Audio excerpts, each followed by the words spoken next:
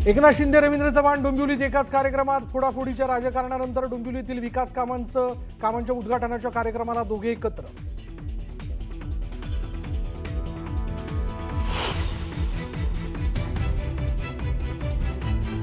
ला आदरणीय शिंदे साहेबांनी जी भूमिका घेतली त्या भूमिकेमुळे भाजप सत्तेमध्ये आलं.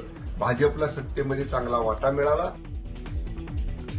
शिंदेमुळे भाजप सत्तेत आली आणि भाजपची ताकद वाढली. मंगलप्रभात लोढांच्या वक्तव्यावरून शंभूराज देसाईंची प्रतिक्रिया.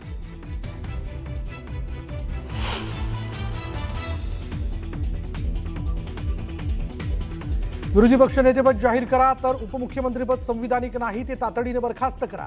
उद्धव ठाकरेंचा सरकारवर हल्लाबोल.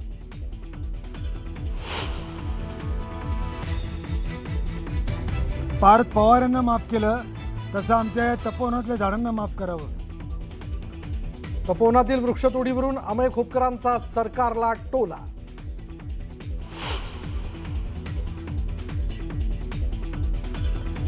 ठाकरे कुटुंबाच्या लग्न सोहळ्यात पंतप्रधान नरेंद्र मोदींची उपस्थिती. दिल्लीतील अमित ठाकरेंच्या मेहुण्याच्या विवाह सोहळ्यात राज ठाकरे मोदी एकत्र.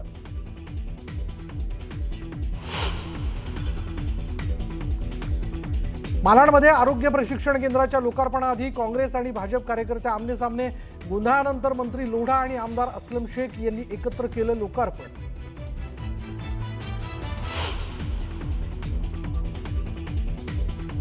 चुनाभट्टी परिसरात आंबेडकरी अनुयायांच्या आंदोलनानंतर वाहतूक सुरळीत. सायनच्या पुढे रिक्षा सोडल्यानंतर वाहतूक कोंडी फुटली. आणि विशाखापट्टणम वनडेत भारताचा दक्षिण आफ्रिकेवर शानदार विजय. यशस्वी जयस्वालची शतकी खेळी. रोहित विराटची अर्धशतकं. भारतानं दक्षिण आफ्रिकेविरुद्धची मालिका 2-1 अशी जिंकली.